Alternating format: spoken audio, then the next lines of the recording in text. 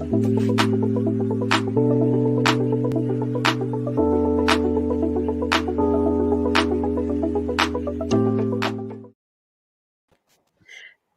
evening. Good evening. Welcome back to Open Vibes. This is Demika Eugene, your host, and I am here with two phenomenal women of God, two phenomenal, a doctor and a licensed counselor, nationally licensed counselor, and a co-pastor. These women are here to bless you tonight. So I will let Dr. S introduce herself, and then Ms. Dion Smith. Hello, I am Dr. S. I am a traditionally trained chiropractor, but I work as a mental health wellness advocate, advocating for the wellness of your mind, body, and spirit. And so I'm just so happy to be here on tonight. Hi, and my name is Dion Smith. I'm a licensed professional counselor and a national certified counselor. I'm also a co-pastor, like our beautiful host said. I'm just so glad to be here with you guys. So I hope you join it and ask any questions you have for us. Yes. Please come with all the questions. So I really wanted to do this show on mental health and trying to alleviate stress during the holidays. So I'll share just a little bit of why. My why is because, prior to me giving my life in 2003 to Christ, I struggled with mental health. I struggled with some issues that I just could not shake or even have an understanding of how to cope with certain things until I met, the right people to assist me in those areas and give me some guidance and some level of direction. So I do understand that, mental health is very, very real. It's very prevalent. And especially dealing with 2020 and COVID-19 and dealing with the pandemic and the children, the babies, they're in the house and they don't know what to do. And some of the parents don't know what to do, and the loss of so many loved ones. So here we are, and I wanted to do this with these ladies as God led. And tonight, ask all the questions you guys want to ask. And we are going to try to, eliminate some of the stigma surrounding mental health. All right, ladies. Hey, Miss Veronica. Happy holidays, darling. So tonight, let's start off with talking a little bit about what have been some of the major issues you ladies have seen throughout this year? Well, okay, okay. I'll start.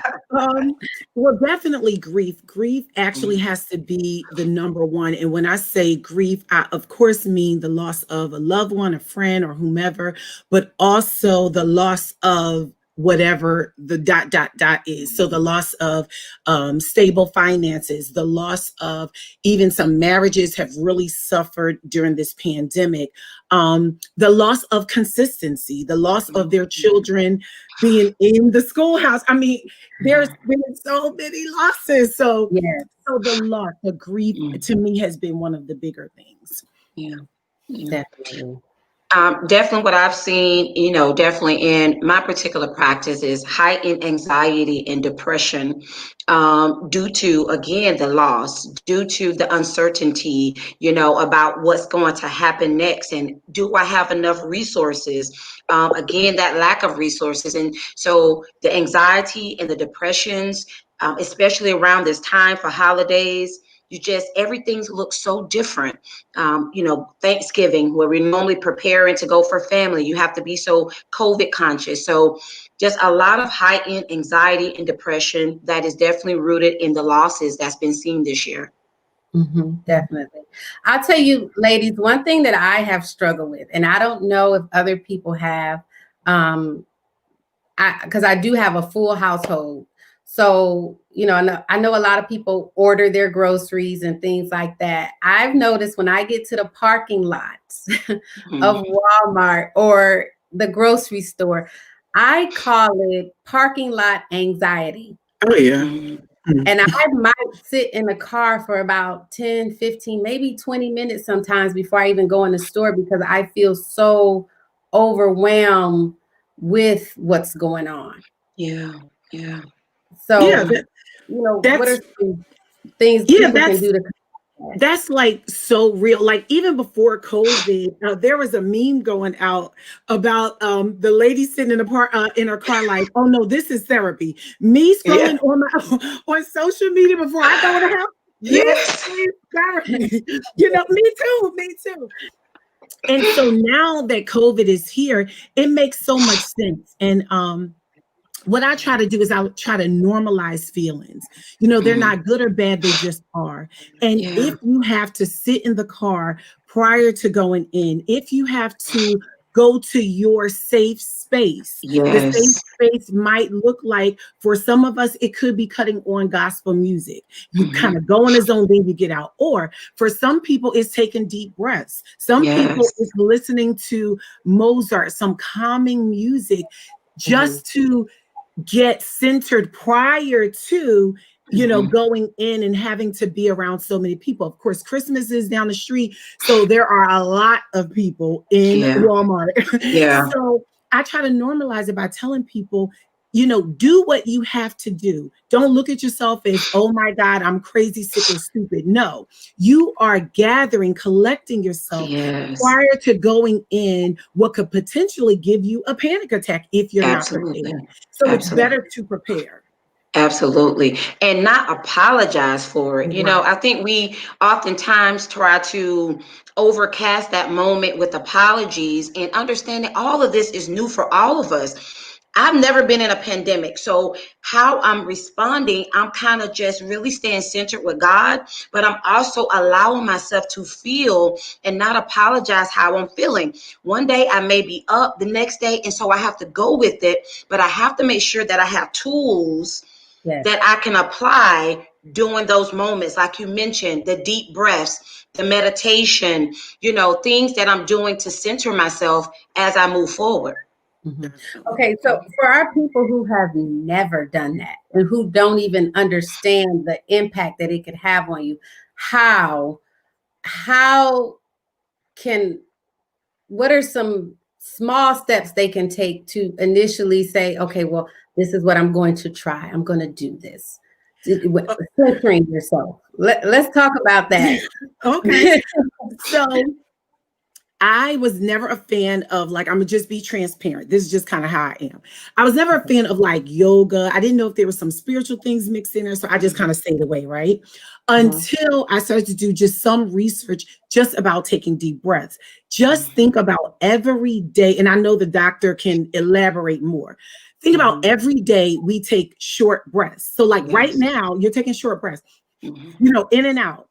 Very rarely, unless you purposefully do it, do you take that deep breath. But look at how awesome God is.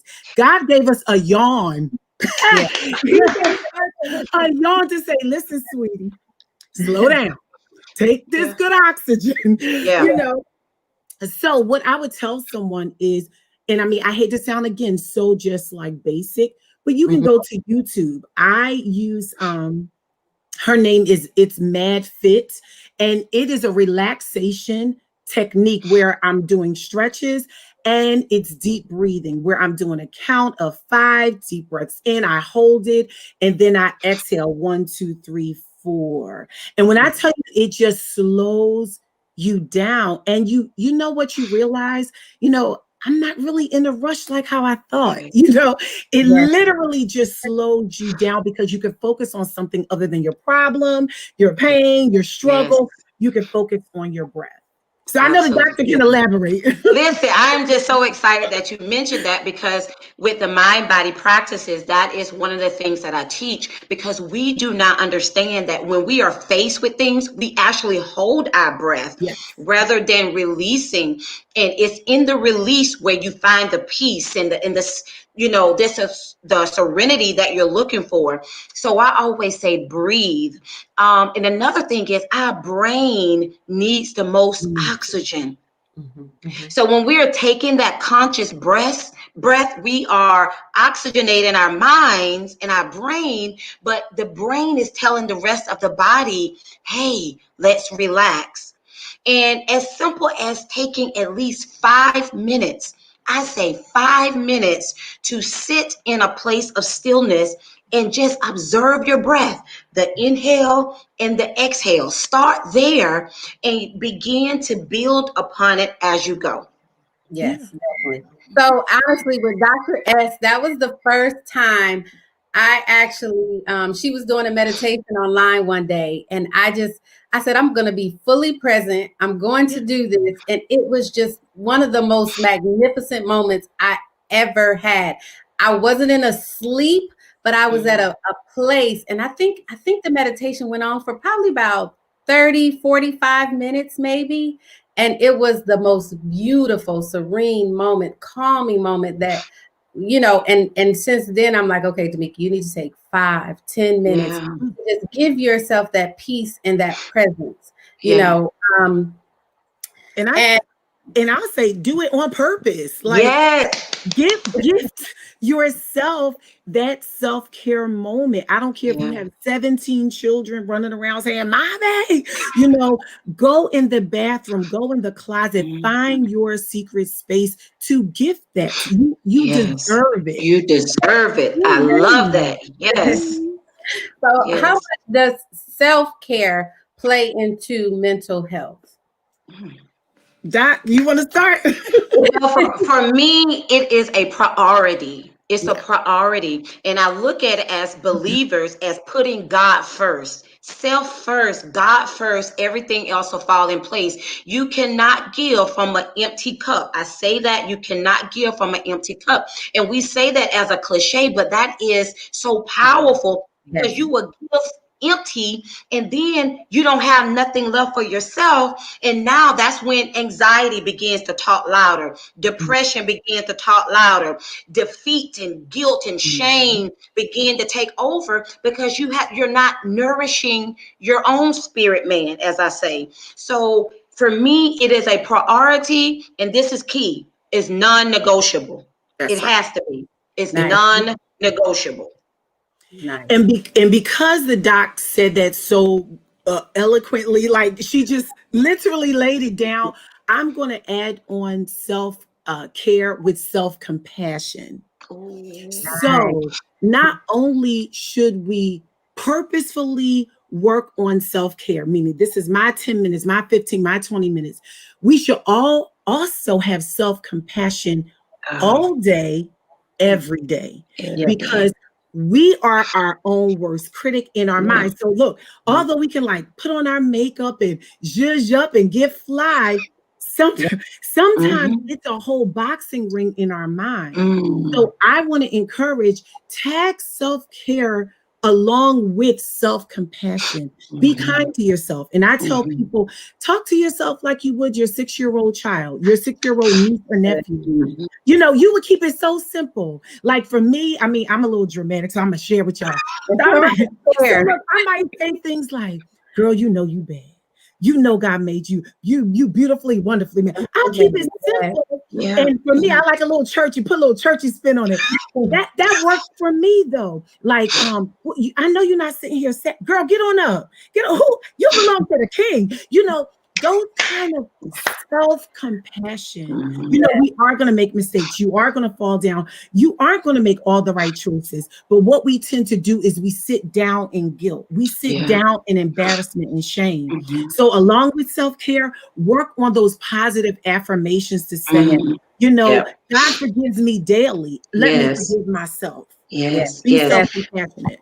And there's one affirmation that just continues to ring that I say to myself and I share. I am whole, complete, lacking nothing. I am whole, complete, lacking nothing. And you have to begin to say that till you believe it, because we are whole in Christ. So I am whole, complete, lacking nothing.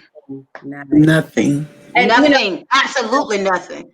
I had to learn the power of speaking life over everything around me. Like that's not something that we naturally do as children unless it's how we're taught and we're brought up. But once I became an adult, I was like, oh, I'm speaking damnation over everything. So yes, I was coming from a negative place, but moving over to the positives, I'm like, oh, I have to speak life into my children, my husband, my whole entire household, and more importantly, myself. Because you Yes. have to see it in self first before you can pour it back out into anyone else. And I know that's very difficult for people who are in, some tough situations, but once somebody teaches you how to speak life and where to Yes. speak life, and I think that's the key for a lot of people, learning how to speak that life, Yeah. and understanding that the Bible isn't just a book. It's your lifeline, Yeah. Life life principles. Mhm. force. Yes. And it's a foundation that you can use to build upon. And that's where you go and you get that word and you speak it out loud and speak it over Yes. everybody around you, so, and I am really encouraging myself as I'm speaking. Yeah. Yeah. And the thing about it is, we have to be taught. You will be Yeah. so surprised. Many of us, we wasn't raised in that type of environment, so we become accustomed to what we've seen mama and grandmother them do, and they have learned how to suppress. We don't talk about things. We don't verbally say things, so it becomes something that we've seen. So now we have to begin to allow God to transform our mind, but we have to begin to get taught how to do that. Yes. Have taught how to do it. And Yes. and I'll add just a little bit that I like to tell people, if you're not careful, you'll find a default emotion that anytime you feel anything, this is where you go. So for Mm-hmm. example, anger is one of Mm-hmm. those places that people go who have suppressed hurt, disappointment, loss, all of that. And if it's not dealt with, then sometimes that default emotion that people see is just angry. Well, I don't Yeah. think people are angry for no reason. I think Right. that there are other emotions they felt like they had to suppress. So Yeah. here's the emotion that stands up like, oh, I'm gonna Yeah. take up for everybody up in here, Mm-hmm. and it's Yeah. that Yeah. anger. So dealing with things like the woman of God said, will make you whole, will make you feel whole because we're already whole. It'll Yeah. make you feel whole, complete, Yeah. wanting nothing. Yes. Yes. Yes. Yes. Yeah. So let me ask Mm. this question. How important is diet to your mental health? What role does Mm. that? I just have to say, I had my friend Dr. Watts on. She's a holistic plant-based coach, right? And the way that she broke it down about our temple and what we're putting in our temple and how that is literally, causing us to think certain kind of ways because the hormone imbalances. And so diet and nutrition is everything. But then we have to realize that this temple, we have to take better care of our temple, because what we put in our body, it's Mhm. going to come out in some kind of way. And a Yes, lot of times it's emotional cycles yes. because of the things we're consuming. So diet is everything when it comes to alignment of the mind, body, and spirit. And look, the doctor, she's the expert in this area. But when it comes to like some of the clients that I serve, like the children with ADHD, Mm-hmm. I always tell the parents very, very gently that they have to monitor the sugar and the dye, Yeah. because once a child gets a diagnosis or they seem hyperactive, sometimes it's organic, meaning, that's just kind of how they are. And then other times it could be from the diet. So if they wake up and they're drinking things with red 40 in it, Mm-hmm. Yes. I Mm-hmm. mean, there's so many foods that have been linked to hyperactivity in children. Yeah. I read one time that nuggets had a certain chemical in it Yep. that was linked to hyperactivity. Wow. So it's almost like read the labels on the back. If you can't pronounce half that stuff, or if you can't go and find red 40, leave it alone. Your Make kids will adjust to the lesser sugar. So do a monitor. When your kids are full of like chips and Cheetos and all of those things, are they more hyper? And if the Yep. answer is yes, then okay, these are the things that I need to take out. I'm a little hyper myself. So I know if I eat and drink the wrong thing, then I'm not going to be able to concentrate. And that's very, very real. There's a direct connect. Right. Yeah. And again, that's something that has to be taught because, Hawaiian Punch, Cheetos, like that was the go-to snack. But if we don't educate, and see, I'm a big on education. If we do not educate, the people will perish basically because we're lacking knowledge. And so understanding that when we're talking about mental health, because medicine, they want to be quick to put you on ADHD medicine and all of these things, but nobody is saying, well, let's correct it with the diet. Let's see how that works first. Soon as they get hyper, let us put them on medicine. And we got to begin to ask questions and find alternative care for our bodies, mind, body, and spirit. That's right. Definitely. So let me so the children, focusing on, and I know it's different levels and different layers, and diet is key to, because when you eat the wrong things, those are triggers. But there are other things that parents are experiencing with the children being home, and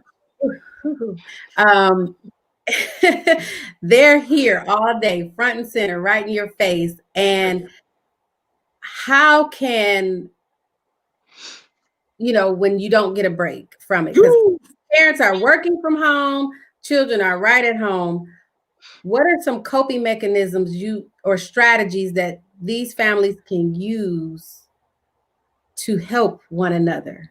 Okay. Can I just, my first thing, because I am that person. Okay. Well, my son, I did allow him to go back to school. He's 6. I have a 20-something-year-old and a 6-year-old. Okay. Don't judge him. We'll talk about why later. But anyway, my first thought is organization. Because when we first got in the pandemic, we didn't know. It's just like, oh my God, what is this? Is this what the teachers go through? Is this how you act at school? You're kind of freaking out. Plus, your responsibilities did not slow down. Work still had a requirement. Food still needed to be put on the table. Your house still needed to be zhuzhed up. Like clothes still needed to be washed. But now that we've been in it for a while, the very first thing to me that kind of allows you a sense of self-care time is organization, organizing a schedule. Everybody in the bed at 8:30, except for the adults, everybody stand in line, everybody, getting that schedule, number one. Number two, for parents, self-care, self-compassion. If you don't know how to help your kids with the homework, let's find one of the, it doesn't matter. Go get the help. Don't beat yourself up because it's like, oh my God, I don't know how to do this, and allow frustration to overwhelm. But definitely self-care, self-compassion. Number 3, when they all go to sleep, baby, exercise, honey. I don't care how you exercise. Exercise with your husband, wink, wink. Exercise with the YouTube. Figure out how to move that body. And look, now I'm gonna turn it over to the doc. She can take it from here. No, but that is good. And I love the organization, but I also say, how do you start your day? And even when we say put the kids to bed at 8:30, you need to also set a time for you to make sure that you're getting the proper rest. But I'm a morning person. So I do a 6 a.m. meditation, so it's like, how do you start your day? It really sets the tone. So if you are getting up, hitting, and you're not really having a moment to get your thoughts together, that's pretty much how your day is going to be. So setting the tone, going to bed at a decent hour, and you may have to rise early because of your house dynamic, and have that centering time so you can begin to sort out your day, and you'll find those pockets that you probably didn't know you had, that you can take that 5-minute break to take those deep breaths to get that restart. Yes, definitely having a consistent routine. I used to teach, so I used to tell my students, it's what you put in the morning, what you depositing, and that's going to allow you to be able to pour out more frequently, and give a better quality of you. Yeah. Definitely. And don't be afraid to add new coping skills. I Yeah. recognize for myself with when, the pandemic hit, that what I used to do didn't work, and evaluate that. Yeah. I don't know, talking to five of my best friends, it's not working now. Whereas Right. before it was enjoyable, we're all in a struggle. So I had to Yeah. shift and say, no, I kind of want to do this stretch routine so that I can release this tension I'm holding in my body back to the earth. I can Mhm. release it back. So don't be afraid to switch up your self-care. Let That's me tell you, good. you are in the vein because let me tell you, because when you talked about that stretching, I Yeah. just added that to my menu of services on stretch therapy. People do not understand the release, Powerful. the stress Mhm. that is Mhm. being released when you stretch. Yes. Because Mhm. our muscles need to be elongated. There's so Mhm. much carbon dioxide and things that just is Be- within those tight muscles, Yes. toxins that needs to be released. So as you stretch, you Mhm. are literally removing toxins out of your body so your body can be replenished with good oxygen. So when you said that, I was like, come on in the room, because Yeah. that was Mhm. something that is so needed. So Yeah. definitely, and journaling, if I can Yeah. add that, Yeah. writing out your thoughts, so you won't take it out on the kids. Like, write it out, Right. and then revisit it later. hmm Yeah. And look, to add to the stretching, I tell people, like, right now, are your shoulders elevated? And everybody be like, oh my God, Look, are they? look at They're around Drop them they're- from your right, ears. right. It's like they're up around my ears. You really don't know that all day we're like this Yeah. because you're just getting things done. You're in like work mode. And then when somebody says, baby, relax, and you're like, oh, yeah, that's Yeah. true. Let me do that. So pay attention to your body. Yes. Yeah. Yes. Right now, everybody, whoever's on, drop those shoulders away from your ears. Yes. Mhm. That's Mhm. good. And, and you'll see. And dealing with so many different levels of, mental health, how can someone identify that I might be at a point where I need some help? Mhm. Well, the first thing that I would say is, if you are not able to function, Mhm. if you're not able to do your daily functions, then it's time to get help, and it's okay. And I'll Mhm. give examples. If you are a working woman or whatever, not working, it doesn't matter. And you can't get out of bed to take a shower. You can't feed your kids. You can't go to work, or you can do all those things, but then at the end of your day, you're crashing, and you don't have any thought about socialization. You want to withdraw and stay in. When you are not able to function like how you used to function, Yeah. when you're out of your routine of functionality, it's time to do a self check. Am Yeah. I okay? Yeah. Am I sad? Am I Do I wear a mask all day, and then at the end of the day I hate myself? you know um because there are very functional people who are like moving and who are still very depressed. So Yeah. how that looks is, they're still able to go to work, they're still able to kiss boo on the cheek, but when they actually sit down, they feel sad. Yeah. They don't want to pick up the phone and call their friend. They want to withdraw and isolate. Yeah. Why? Because their mood is now so much that they cannot function like how they used to. When you start to see that, it's time to get the help. When you can't sleep, Yeah.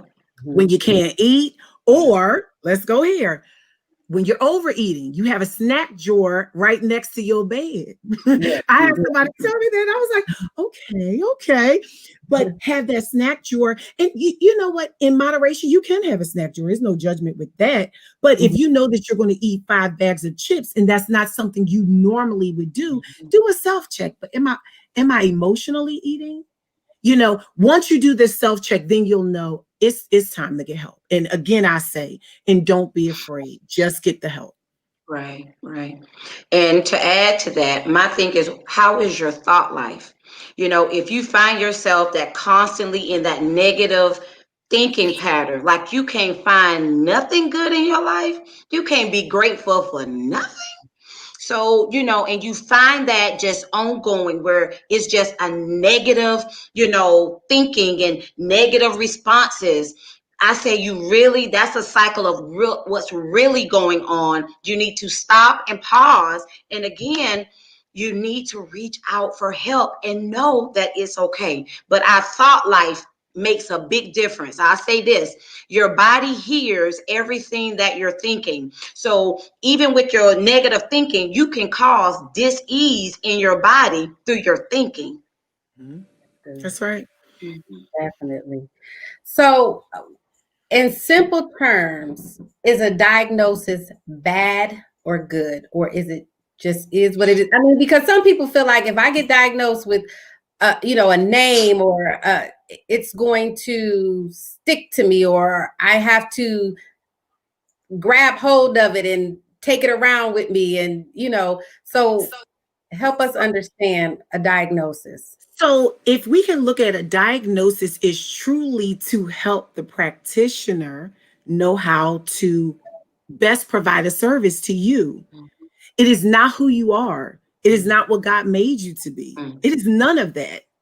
That's just like diabetes. It is simply so that the practitioner know, okay, this is how we can treat this person, and these are the things that will help you. This is the diet you need. This is the medicine. That is it. And if we can learn how to separate, I am depressed from, there are times when I'm more sad than other times. I mean, you can call it whatever you want, as long as you are moving forward in your life, recognizing that I am not schizophrenic. Right. I may have, or I have symptoms of, but that doesn't define me, because prior to the diagnosis, you were still a woman, you were still a man, you were still very important to your family. It's so many other things you actually are. You are nice, you are whole, you are complete, you are full of joy.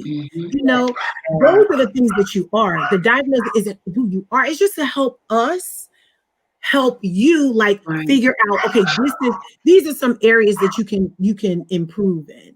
Right. So don't think about it as it's a label. You don't have to carry it like a label. Not at all. Like somebody with migraines, they're not wearing a sign like, yo, I got migraines.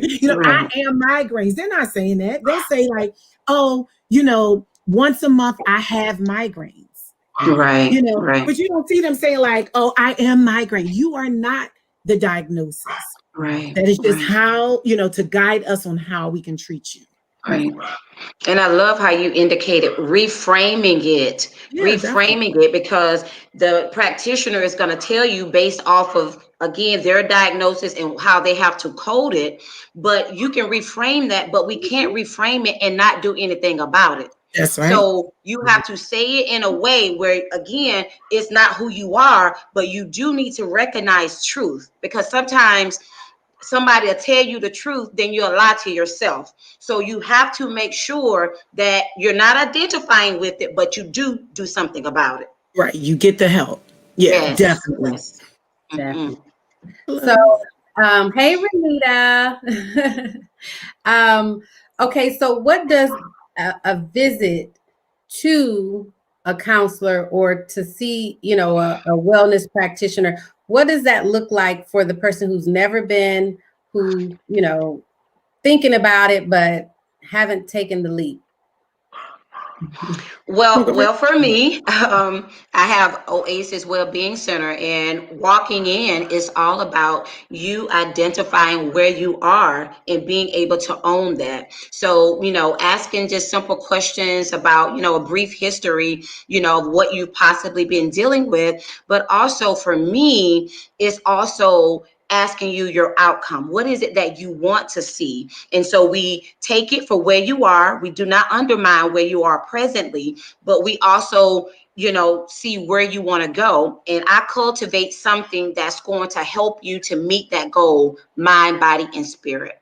And it's very similar for therapy. I always they could come to my website or whatever, but you could have people here from California to Nigeria. So I always say you could start with Psychology Today, www.psychologytoday.com. And you can go on there and find a therapist or a counselor in your area. So that's the nice part. Now, many of us are, of course, doing telehealth, but you can read their bio, you can see their picture. It's just nice to kind of familiarize yourself. If you're the kind of person that's like, oh, I've never seen this person, I never met. You can go on something like those kind of websites, see the counselor, read their bio, and say, okay, they have, they specialize in the things that I'm dealing with. Some therapists specialize in divorce, grief. Some specialize in trauma. So you can literally look and read their bio. So once you do that, call and set up an appointment. And again, it'll be very similar to what the doctor is saying. They're going to do just an assessment just to see like where you are. Then they're going to do a treatment plan. Where do you want to be? Because our goal is for you not to stay with us for 100 years. Right. We want to help you through the difficult time. We want to get you to the point where you use all your own coping skills. Yes. You're just like a well-oiled machine. And then when you need us, you call back up. Right. I just had another difficult time. Then you have us as a resource. Absolutely. And you always want to be with a practitioner or a therapist that is willing to teach you the coping skills that you can use at home, because they're not going to always be there, and you need to be able to sustain yourself outside of the practice. So making sure, hey, what can I do at home in those immediate moments of crisis to help me until I can get back? So that's another key thing to look for, is making sure your practitioner or your therapist is giving you tools of application that you can apply to your life immediately. Definitely. Right. Definitely. So we do have a question. Miss Renita Garrett, why is it so hard to get help for those who have been diagnosed, but they won't accept the diagnosis? Well, I've encountered that a lot working for community behavioral health services. There's a few things. Sometimes people are diagnosed in their, like, let's say 20s, and it's difficult. It is very difficult for them to believe that I have this for the rest of my life. They're looking at that big picture. You're not going to tell me I'm going to hear voices for the rest of my life. So a lot of times that's that pre-contemplation stage where they aren't in the acceptance stage of their diagnosis. And with that, you have to kind of be gentle, because it is hard. Imagine someone telling you for the rest of your life, this is what you might have to go through. It is hard to accept. So show compassion, show love, show that you'll always be there, but also try to do those pros and cons. Help them to see, because you, again, want them to see. Sometimes saying, girl, you need, that doesn't work. Sometimes you need to help them to see. So you're going to ask questions like, well, how often, like, does this benefit you? Like, so when you're enraged, what are some of the negative things that have happened? Oh, girl, I got arrested last week. Girl, they fired me. Oh, okay. So getting them to see these are the negative results from not getting the help. And then this is what I always use. Aren't you tired? I say all the, aren't you tired? Don't you want someone to help you navigate through the murky waters? Aren't you? Girl, I'm tired. I know you tired. Make them feel like, they're not in it alone. Doctor, you want to share? Well, one of the things that I definitely want to add, because, dealing with mind, body, and spirit, a lot of times, and I go back to the kingdom, because, we understand that God is a healer. And a lot of times we think that if I accept this diagnosis, that I'm saying that God is not going to heal me, and I'm speaking against it. But I always feel, from a practical standpoint, God is going to supernaturally do what he's going to do, but he also holds us accountable for doing our part as well. So we have to understand the possibility of marrying that to allow God to be great in our lives, but at the same time, not be ignorant to the fact that there is a responsibility and choices that he gives us. Okay. Say, for instance, if you're diabetic, you don't have to identify as a diabetic, but you do need to make better eating choices. Yes. So we have to make it practical from the spiritual as well as the practical, that there is a part that you must do as well, with or without owning the diagnosis. Mm-hmm. and, Amen. and be patient. If it's a Yeah. family member, you're going to want to help fix them. But Mm-hmm. if they're in that pre-contemplation stage, be patient. Be that soft voice that they can come to for compassion. Mm-hmm. Be patient. Let them know, like, again, aren't you tired? Aren't you ready? There are things that you have meet God halfway kind of thing. And Yes. also know that, thank God, they are in the hands of God. And so eventually they will get help. Be patient. Yeah, Be that's patient. good. That is good. So if for instance, if there is a family member or someone who, you do recognize that this is serious, things are going on, this is not the same person that they were 3 months ago or even 6 months ago, at what point should step in, or the family maybe have an intervention, or, at what point, what does that look like? I mean, I just believe that, again, it goes back to functionality. When Mm-hmm. they are, one, either a danger to themselves or others. Let's just Yeah. cut and dry first. Mm-hmm. That's the obvious. If there is a danger to themselves or others, intervention has to happen immediately. Okay.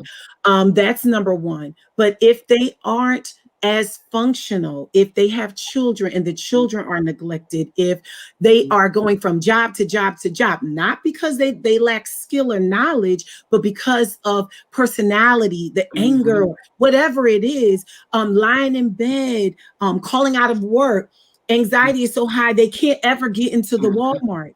When their functionality that is impaired, then they need you to say, you need some help, talk to me about it. And it's Mm-hmm. okay, you don't have to be licensed or any. Say, I'm how are you really? Right. Like, Right. how are you? Mm-hmm. I encourage everybody listening, see your family members, see Mm-hmm. them, please.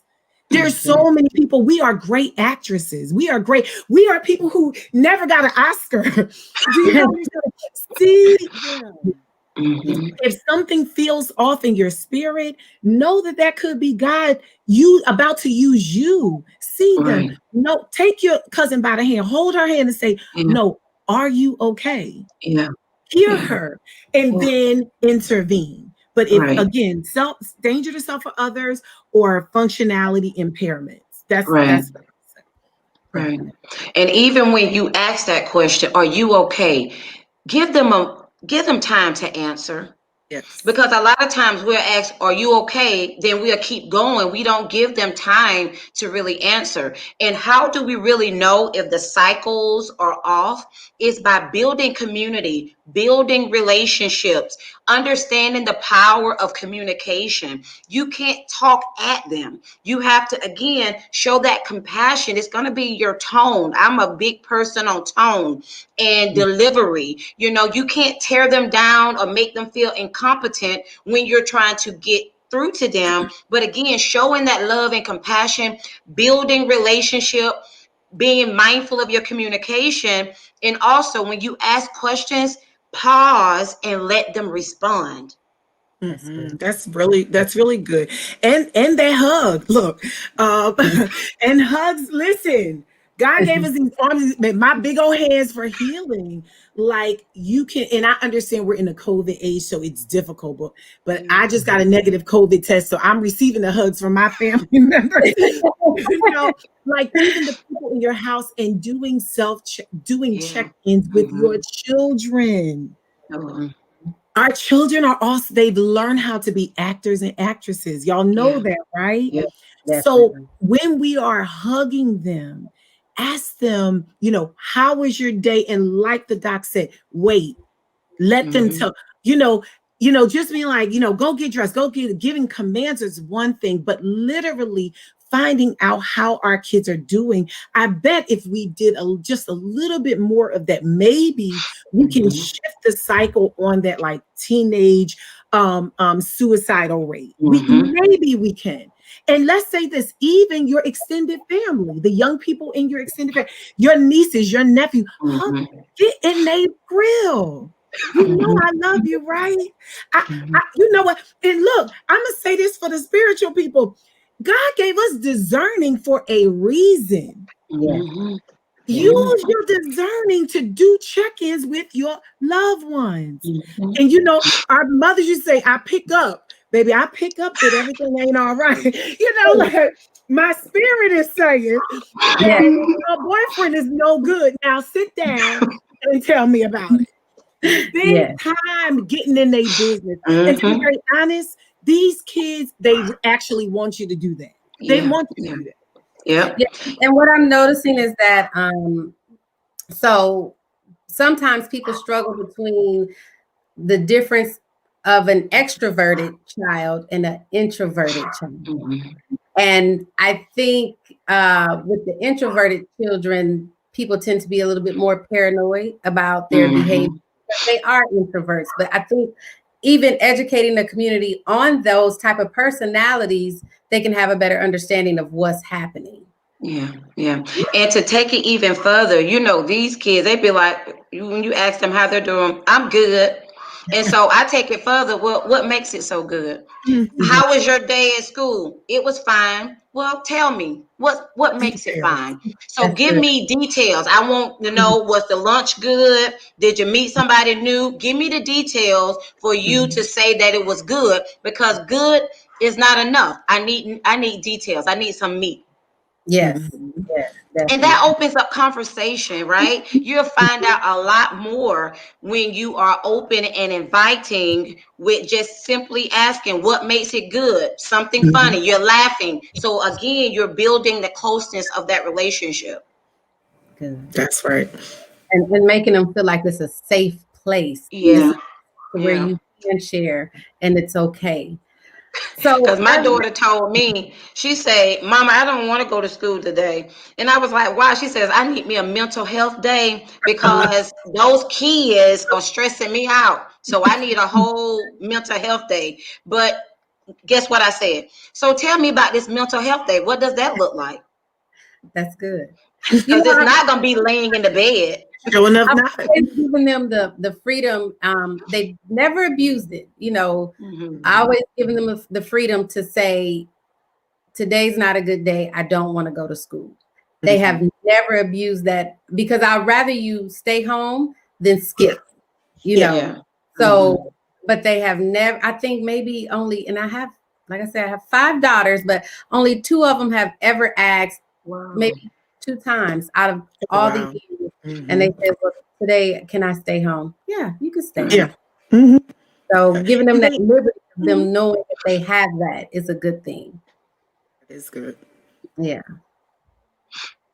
So as we're going into this holiday season, the shoppers, the different things that we've been experiencing with the change of leadership and all the anxiety and the the frustration in that arena alone, but definitely the pandemic, going in and out, interacting with people, finances are low, food banks are, flooded.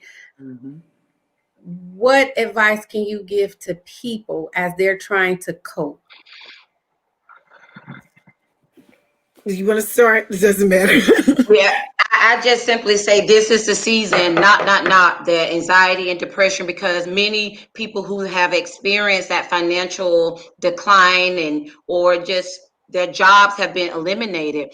I say, be creative. We oftentimes we overdo it. We feel like we have to give all of these things, when I love the term, use what's in your hand. Sometimes we overcompensate when simply a good movie night, like be creative and stop allowing yourself to be up under so much pressure for things that the next day, we just have to be mindful, we have to be conscious. And a lot of these things that we are desiring is because of what we want. It doesn't necessarily mean it's what our kids want. So just find creative ways, as a family, to just make this time special. And I'm a single mother myself. I'm going to be real. Like, I'm not going to fake the phone. My kids are teenagers, and I'm just like, guys, we're working on a very strict budget, and this is what we're going to do. Let's make it work, Yeah. and just involve them, and don't make it such a gloom time, but a time where y'all coming together and you're making the best of your situation and still continuing to give God the glory. Yes, That's definitely. right. And that's very, very good. And I'm just going to add to that. For those people who are grieving this holiday season, it is okay to own the fact that your mood may not be to the level, because kids don't always understand grief in that respect. Your mood may not be to the level. And my only suggestion with that is honor your loved one sometime during the holiday, and have your children involved. If that's writing something funny that the person said, or how they made you guys feel, if that emotes, if that involves tears and feelings, go ahead. Put the tissue in the middle of the floor. Go ahead. That's good. And allow your, have your moment. Then after that, you say, now it's celebration time. But don't rob yourself of your time to feel sad and to grieve. And don't rob yourself of the joy, because you do have life there. You do have children there, or you have good friends, or whatever it is that love you for real and who's still on this earth. So it's like grieve and then be grateful. So we're going to do both of those. We're going to grieve on one side, and then we're going to be grateful. So those are some of the tips, because I know that it's a struggle this season. It is a struggle. And when it comes to like low finances, I love what the doctor is saying. Set the right expectation for the people that you normally buy Bentleys for. And come on, Bentley. Somebody, please. Pick me. But set the right expectation. Look, this year Christmas isn't going to be a Bentley Christmas. It might be a moped Christmas, friend. But we're going to, we're going to love on experiences. So like the doctor is saying, let's figure out how to have fun. Let's figure out how to create an experience that those children won't soon forget. But this is a difficult time. And there are tips and tools to kind of help you navigate. And can I just put this plug in? If you already know that leading up into the holidays, you are feeling lower than low, call tonight and make an appointment tomorrow. It is okay. That's good. It is okay for you to get the help that you need to help you to move along with the holidays. Right. And because of, again, with everything going on, one of a great creative ideas is writing cards, words that uplift, those words are powerful, and they release those really good hormones that you can take somebody from a low state to a high state by just showing your appreciation. Thank you for seeing me. Thank you for, just simple thank yous and gratitudes. I'm telling you, can really bring you out of some very dark places. One thing I practice when I'm out and about, and I diligently do it because, I can remember being a teenager or working, and people treat you bad. So when I'm out in the store, I make sure I call the people by their name. I look at them, I tell them have a blessed day. And it shifts something in me, it shifts something in them. It's highly, highly contagious. Just to give them that little bit, and they take that on throughout their day. And sometimes it's okay to say, how are you doing today? Just and then wait for the response. Wait for it. Yes, I have enjoyed you ladies on tonight. So I'm going to ask you ladies to look into the camera and leave the people with something. What is it that you want to leave them with? Well, I'll start. One of the things that I have continued to recite, as I stated before, tell yourself, look in the mirror and say, I am whole, complete, lacking nothing. Be patient with yourself, right? And remember that Our destiny does not stop here. There's life outside of this pandemic. We got to continue to push forward. So show yourself some grace, speak life into you, and remember that your destiny does not stop here. That's so good. And I just want to encourage you all that you're not alone. That God has ordained help on this earth for you. Do you hear me?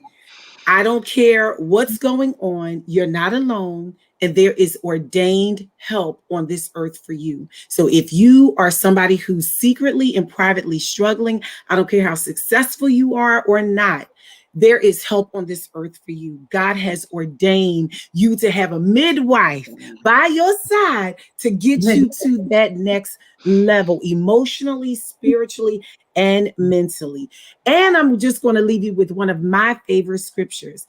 And that's, I had fainted unless I believed to see the goodness of the Lord in the land of the living. Wait on the Lord and be of good courage, and he shall strengthen thy heart. That means even though you don't have everything you want right now, if you wait and stay encouraged, God will not fail you. He will keep his promises concerning you. He ain't a man that he gonna lie. Okay? He's gonna keep his promises concerning you. And we're here for you. My. Come on, ordained help. I was about to scream.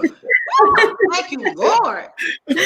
That is so awesome. You ladies have really blessed me. So if someone saw this and they wanted to reach out to you specifically, is there a way that they can get in touch with either one of you ladies? Well, I am Inner Healing with Dr. S on all platforms. Inner Healing with Dr. S at gmail.com, is an awesome way. Follow me on social media handles, inbox. But again, Inner Healing with Dr. S. Okay. And unfortunately, I'm not as organized as Dr. S, so you might have to write some of this down. So on Facebook, you can definitely follow me, Dion Cross, CROZ-Smith. On Instagram, I am Motivate Me D. Motivate _me_D. And then you can email me too. And I'm glad the doc said that you can email me too. d.motivates@gmail.com. You can also go into my messages. If you're just like, hey, I'm on Instagram. Hey, D, let's talk. You can do that too. If I cannot help you, if I'm out of your service area or whatever, I will definitely at least connect you to some resources. Definitely. And you guys are you doing video chats as well? So yeah. Yes, I'm sorry. Yes, definitely. I am all virtual when it comes to I'm doing telehealth, so I'm all virtual. So yes, I can see you. However, but I know again, some people need something specific. So I will also help you to try to find, a referral source if needed. Absolutely. And I too offer virtual, I do a 6 a.m. meditation Zoom call for trailblazers. I offer meditation, mindfulness, soul coaching, all of that virtually as well. Excellent. Well, thank you, ladies. I thank you, Open Vibes guests, for tuning in. I want to say to you this holiday season, please be safe. Please be mindful, and it is okay. Seek help if you need it. We love you. We thank you, and God bless. God bless. Hallelujah. Hallelujah.